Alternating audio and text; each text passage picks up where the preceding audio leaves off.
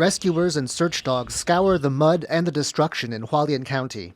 It's been 3 days since a lake in the mountains violently burst its banks in a typhoon, killing at least 14 in the town below.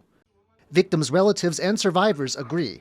There was no early warning and no evacuation order, despite alarm at Taiwan's forestry agency at the state of the lake, and recommendations to the local government to get locals out.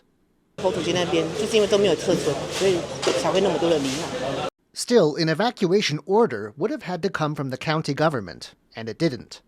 The local district court is set to investigate whether negligence is to blame for the deaths.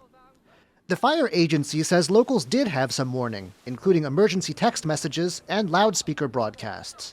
村里广播有点问题啊，所以警察的派出所啊，他的警车的出动的一个广播，跟消防分队的消防车出动巡逻的广播啊，是不断在进行。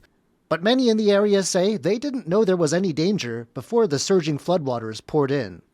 The central government says the failure to properly warn and evacuate residents needs investigating.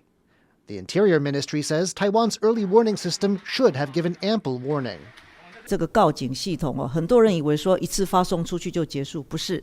如果它的危机或者是潜在的危险还在的话，每2个小时你只要靠近它那个相关的警戒范围，它就会自动告诉你。